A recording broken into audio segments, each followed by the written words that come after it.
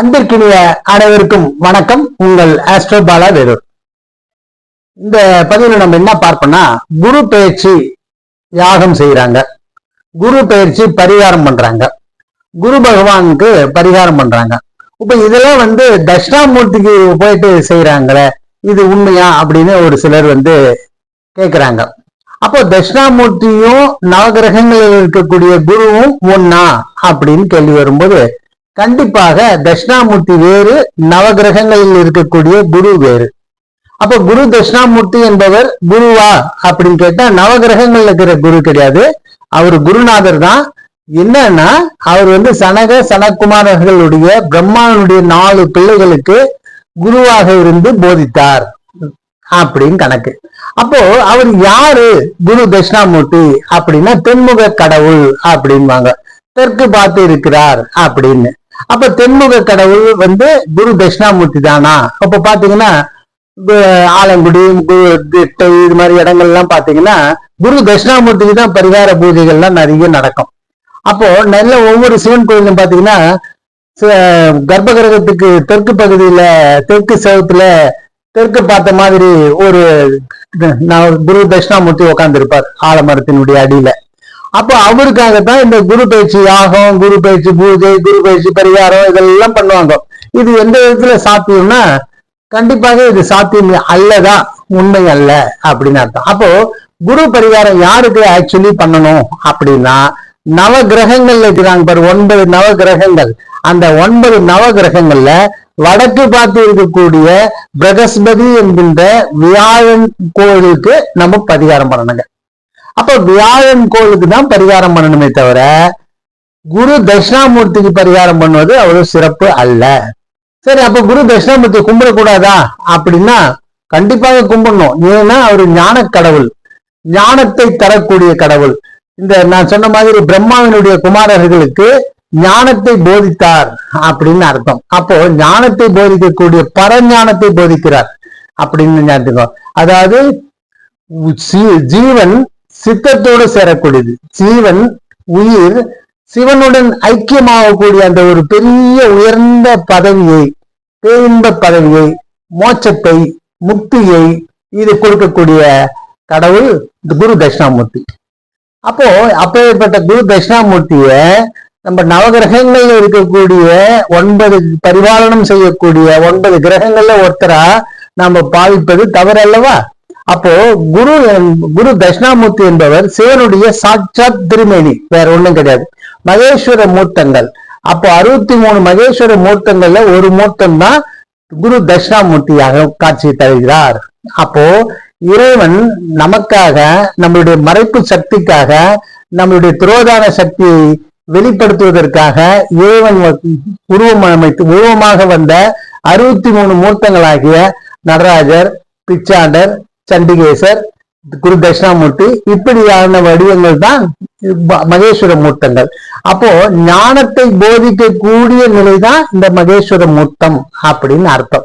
So அதை தருவதற்காகத்தான் குரு தட்சிணாமூர்த்தி நமக்கு காட்சி தருகிறார். அப்போ அப்போ சிவலிங்கமா இருக்கு அவர் யாரு அப்படின்னா, அவர் சதாசிவ மூர்த்தம். அப்ப சிவலிங்க வடிவம் என்பது சதாசிவ மூர்த்தம். அப்போ சிவலிங்கத்துக்கு இப்ப பாத்தீங்கன்னா பிரம்மா, ருத்ரன், விஷ்ணு அப்படின்னு சொல்லுவாங்க. பிரம்மா, விஷ்ணு, ருத்ரன். அப்போ காக்கும் கடவுள், படைக்கும் கடவுள், காக்கும் கடவுள், அழிக்கும் கடவுள். அப்போ படைக்கும் கடவுளாகிய பிரம்மா, காக்கும் கடவுளாகிய விஷ்ணு, அழிக்கும் கடவுளாகிய ருத்ரன். இவங்க 3 பேருக்கு கமாண்டர் இன் சீஃப் ஆக வரக்கூடியது மகேஸ்வரன் அப்படின்னு சொல்லுவாங்க. அப்ப மகேஸ்வரன் யாருன்னா, அவங்க 3 பேருக்கு இந்த மறைப்பு சக்தியை கை கொள்ளக்கூடியவர். அப்போ பஞ்ச சக்திகள் இருக்கக்கூடிய நிலையில மறைப்பு சக்தியை கொடுக்கக்கூடியவர் மகேஸ்வர மூர்த்தம். அந்த மகேஸ்வர மூர்த்தங்கள் 63 மூர்த்தங்கள், அதுல ஒண்ணுதான் தட்சிணாமூர்த்தி. நல்லா பார்த்துக்குங்க. அப்போ தட்சிணாமூர்த்தி மகேஸ்வர மூர்த்த வடிவம், அவருக்கு கீழே பிரம்மா, விஷ்ணு, ருத்ரன் எல்லாம் இருக்காங்க அப்படின்னு அர்த்தம். அப்ப மகேஸ்வர மூர்த்தத்துக்கும் மேல யாரு இருக்கா அப்படின்னு பாத்தீங்கன்னா, அதுதான் சதாசிவ மூர்த்தம், அருளல் அப்படின்னு அர்த்தம். அப்போ படைத்தல், காத்தல், அழித்தல், இது பிரம்மா, விஷ்ணு, ருத்ரன். அதுக்கப்புறம் மறைப்பு சக்தி. மறைப்புனா என்னன்னா, நம்மளுடைய மறைப்பு ஆற்றல் இருக்கு இல்லையா, நம்மளுடைய ஆணவம், கண்மம், மாயை இதெல்லாம் மறைக்கக்கூடிய அந்த ஒரு நிலையை மறைத்து அது அடக்கி அதுல இருந்து நம்மளுக்கு ஞானத்தை தரக்கூடிய நிலைக்கு பேர் தான் திரோதான சக்தின்னு சொல்லுவாங்க. அது மறைப்பு சக்தி. அதை செய்யக்கூடியதுதான் இந்த மகேஸ்வர மூர்த்தங்கள். இது முடிச்சிட்டோம்னாதான் நமக்கு இறைவனுடைய அருள் கடாட்சம் கிடைக்கும். அதுதான் சதாசிவ மூர்த்தம் கொடுக்கக்கூடியது. அப்ப சதாசிவ மூர்த்தத்துக்கு மேல ஏதாவது இருக்கா? அடுத்த கேள்வி. இருக்கான்னா இருக்கு. அதுதான் நாதம் விந்து. அதுக்கு மேல கலாதீதம் அப்படின்னு இருக்கு. ஆனால்தான் அருணகிரிநாதர் பாடியிருக்கார், நாத விந்து கலாதி நமோ நமோ. அப்போ இந்த சதாசிவ மூர்த்தத்துக்கும் மேல நாதம் என்கின்ற ஒளியாகவும் சவுண்டாகவும், விந்து என்கின்ற பிரகாசமாகவும் வெளிச்சமாகவும் இறைவன் காட்சி அளிக்கிறார். அதனால்தான் அருட்பெரும் ஜோதி ஆண்டவர் அந்த பிரகாசத்தையாக இருக்கிறார்னு சொல்றாங்க. சோ இதெல்லாம் சித்தாந்தத்துல நிறைய விஷயங்கள் இருக்கு. ஆனால் இப்ப நம்மளுடைய சப்ஜெக்ட் என்னன்னா, இந்த குரு பயிற்சி. இப்ப குரு பகவான் மேஷ ராசியிலிருந்து ரிஷப ராசிக்கு போறாரு. அப்போ எந்தெந்த ராசிக்காரர்கள் பரிகாரம் பண்ணிக்கொள்ளலாம், எங்க போய் பரிகாரம் பண்ணிக்கொள்ளலாம் அப்படின்னு சொல்லும் போது சிவன் கோயிலுக்கு போனோம். ஆனால் பரிகாரம் பண்ணக்கூடிய இடம் தட்சிணாமூர்த்தி சன்னதி கிடையாதுங்க, நவகிரக சன்னதி. அப்ப நவகிரக சன்னதியில 9 கிரகங்கள் இருக்கிறது. கிழக்கை பார்த்து சூரியன் இருக்கிறார், நடுநாயகமாக இருக்கிறார் சூரியன். செவ்வாய் அவர்தான் செவ்வாய். சந்திரன் தென்கிழக்கு திசையில இருக்கிறார். புதன் வடகிழக்கு திசையில இருக்கிறார். வடக்கு திசையில குரு என்கின்ற பிரகஸ்பதி என்கின்ற வியாழன் இருக்கிறார். கிழக்கு பார்த்த மாதிரி சுக்கிரன் இருக்கிறார். மேற்கு பார்த்த மாதிரி சனி பகவான் இருக்கிறார். தென்மேற்கு திசையில ராகு பகவான் இருக்கிறார். நிருதி என்கின்ற ராகு பகவான் இருக்கிறார். வடமேற்கு மூலையில கேது பகவான் இருக்கிறார். சோ இந்த 9 கிரகங்கள்ல வடத்தை பார்த்து இருக்கக்கூடிய குரு பிரகஸ்பதி என்கின்ற வியாழன் கோளுக்கு நாம குரு பயிற்சி யாகத்தை செய்யணும் அப்படின்னு நல்லா புரிஞ்சுக்கணும்.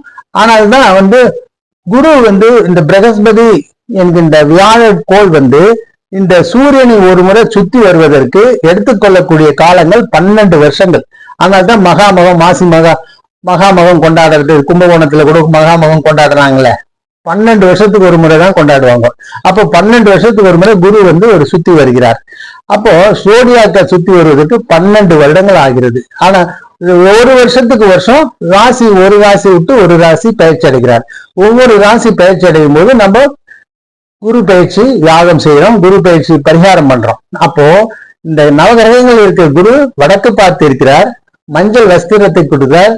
சுண்டல் கடலை சுண்டலை நைவேத்தியமாக பெற்றுக் கொள்கிறார். இந்த வியாழன் என்கின்ற வடக்கு பார்த்த குருவிற்கு, பிரகஸ்பதிக்கு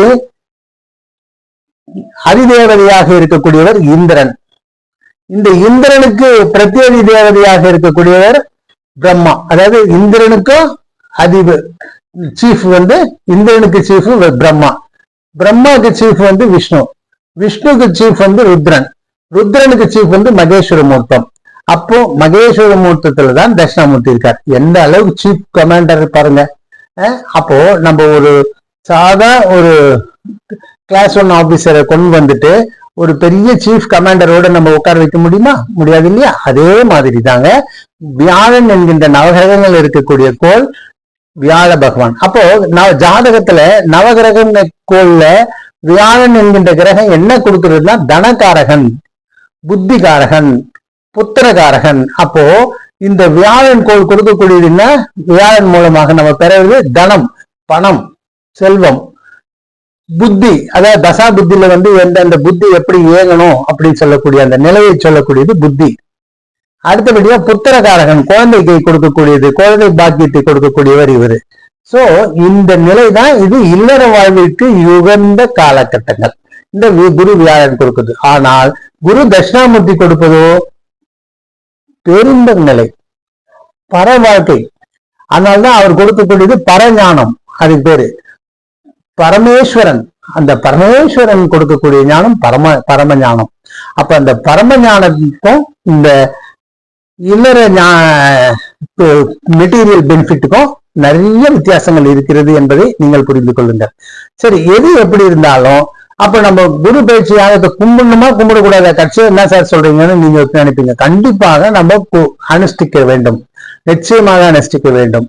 குரு பயிற்சி ஒவ்வொரு ராசிக்காரர்களும் தன்னுடைய ராசி காலங்கள்ல பயிற்சி அடையும் போது நவகிரகத்துக்கு சேர்ந்து வடக்கு பார்த்த தட்சிணாமூர்த்தி வடக்கு பார்த்த நினைக்க பாருங்க மாறி போச்சு, வடக்கு பார்த்த பிரகஸ்பதி வியாழனுக்கு கண்டிப்பாக நைவேத்தியம் செய்து ஆவாகனம் பண்ணி நமக்கு வணங்குவது நம்முடைய சிறப்பு. அப்போ நம்ம இல்லற வாழ்க்கையை இனிமையாக கழிப்பதற்கு வாய்ப்புகள் உண்டாகும். அப்போ பரமேஸ்வரன் குரு தட்சிணாமூர்த்தி கும்பிடணுமா அப்படின்னா கண்டிப்பாக அவரையும் கும்பிடணும். ஏன்னா ஞான விஷயத்தை பெறுவதற்காக இந்த உயிர் இந்த உடல்ல இருக்கிற வரைக்கும் வியாழக்கோள் தேவை. இந்த உயிருக்கு உடல்ல இருந்தாலும் இல்லைனாலும் குரு பகவான் என்கின்ற குரு தட்சிணாமூர்த்தி மகேஸ்வரமூர்த்தம் ஆகிய சிவனுடைய அம்சம் தேவை. கமெண்ட்ஸ், இது குறித்த கமெண்ட்ஸை நீங்க கமெண்ட்ஸ்ல கொடுங்க, அதுக்கு பதில் தருகிறேன். நன்றி, வணக்கம். உங்கள் ஆஸ்ட்ரோ பாலா வேலூர். இதனுடைய